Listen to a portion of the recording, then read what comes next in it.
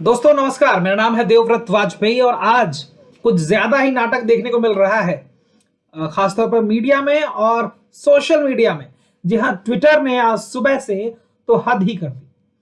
पहले उन्होंने भारत के उपराष्ट्रपति वेंकैया नायडू का ट्विटर अकाउंट अनवेरिफाइड कर दिया और जब हो हल्ला मच गया, ट्रेंड टॉप पर चलने लगा, तो ट्विटर ने उनका अकाउंट फिर से वेरीफाई कर दिया। इसी बीच सरकार ने भी ट्विटर को फाइनल वार्निंग दे दी है कि जो नियम और कायदे और कानून है उनको लागू किया जाए, वरना ये आपके पास आखिरी मौका है। यहां से बोरिया बिस्तर पैक करने का जो समय है वो अख्तियार कर लीजिए, क्योंकि अब आपको यहां से जाना होगा। लेकिन इसी बीच समझ लेते हैं ये पूरा तामझाम जिसमें इसके लपेटे में ट्विटर ने केवल उपराष्ट्रपति को नहीं लिया है, बल्कि बीजेपी और संघ से जुड़े कई चर्चित चेहरों को भी लिया है। तो इस खबर की हम पड़ताल करेंगे और हर पहलू पर हम गौर करेंगे कि उसकी वजह क्या है। तो चलिए शुरुआत करते हैं इस चीज की और इस ट्विटर के विवाद की। तो देखिए, तो केंद्र सरकार ने फरवरी में आईटी नियम बनाए, जो इसकी बेसलाइन है कि आईटी नियम बनाए थे केंद्र सरकार ने फरवरी में। तो इसे लेकर ट्विटर समेत तमाम जो सोशल मीडिया प्लेटफॉर्म है, फेसबुक है, ट्विटर है, इंस्टाग्राम है, व्हाट्सएप है, ये सभी आते हैं। और इसके अलावा भी जो इंडियन सोशल मीडिया प्लेटफॉर्म है वो भी आते हैं। तो इसको लेकर के जो कई सोशल मीडिया प्लेटफॉर्म थे उन्होंने उन नियमों को मानने से इनकार कर दिया और उसकी एक डेट रखी गई थी 25 मई। वहां तक आने तक इन तमाम सोशल मीडिया प्लेटफॉर्म ने इस चीज को स्वीकार नहीं किया। तो इसी बीच 5 जून को सुबह अभी एक खबर आई है कि ट्विटर ने भारत के vice president M Venkaiah Naidu का जो ट्विटर अकाउंट है उसको अनवेरीफाई कर दिया है। इसके अलावा कई संघ के नेताओं का भी अनवेरीफाई कर दिया है, जो मैं आपको पहले ही बता चुका हूं। हालांकि विवाद बढ़ा तो 2 घंटे में ही ट्विटर ने ब्लू टिक लौटा दिया।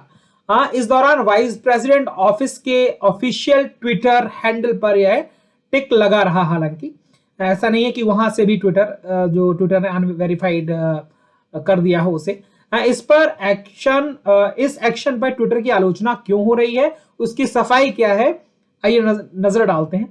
तो ट्विटर ने वाइस प्रेसिडेंट के अकाउंट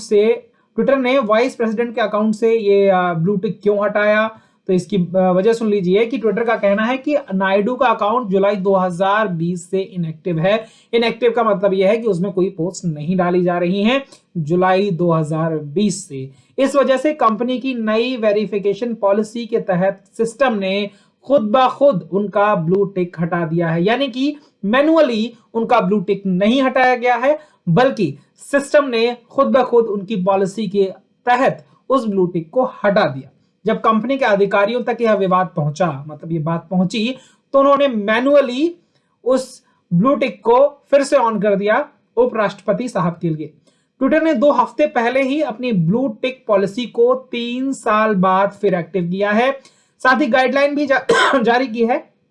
इसके तहत अकाउंट कम से कम 6 महीने से एक्टिव होना चाहिए। साथ ही उस अकाउंट पर ट्विटर के नियमों का पालन भी दिखना चाहिए। नियमों का पालन ये कि आप एक्टिव रहें, पोस्ट करते रहें। पोस्ट नहीं करेंगे तो आप इनएक्टिव के तौर पर देखे जाएंगे और आपके अकाउंट का जो वेरिफिकेशन मार्क है उसको छीन लिया जाएगा।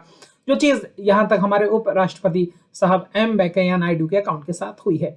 तो जहां तक नायडू के पर्सनल अकाउंट का सवाल है, उसे 13 लाख लोग फॉलो करते हैं ट्विटर पर। उनके ट्विटर अकाउंट से पिछले 11 महीने से कोई ट्वीट नहीं हुआ है।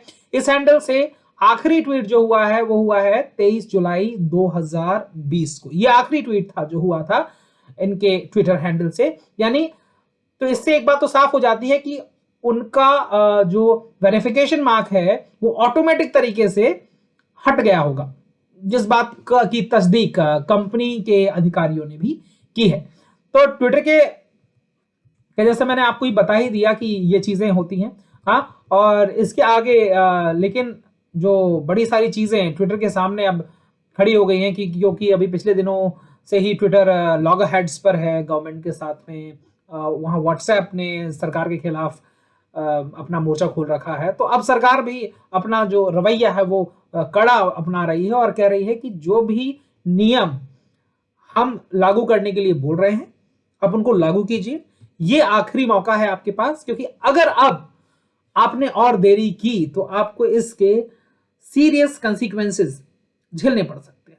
तो ये बात रही आईटी कंपनियों के खिलाफ में। पहले भी सरकार की गाज गिर चुकी है आईटी कंपनीज के खिलाफ, हालांकि वो चाइना की आईटी कंपनीज थी, जिनमें बाइटडांस, आपने टिकटॉक का नाम तो सुना ही होगा, इसके अलावा लगभग 200 से ज्यादा एप्लीकेशंस को भारत से बैन किया गया था। ऐसे में सवाल है कि क्या ट्विटर भी उस हाशिए पर आ सकता है, और अगर ट्विटर यहां पर बैन होता है तो उसका विकल्प कौन हो सकता है? कई लोग कह रहे हैं कि कू उसका एक और विकल्प है, लेकिन क्या कू उतना ज्यादा स्टैब्लिश है कि वो अभी ट्विटर की जगह ले सके? ये तमाम तरह के सवाल हैं और जवाबों का इंतजार रहेगा। तो जवाब हमारे कमेंट सेक्शन में टाइप करिए और हमें बताइए आप क्या सोचते हैं इसके बारे में। तो इसी के साथ इजाजत लेता हूं, अगली ऐसी ही खबर के साथ मैं फिर से आऊंगा। तब तक के लिए नमस्कार।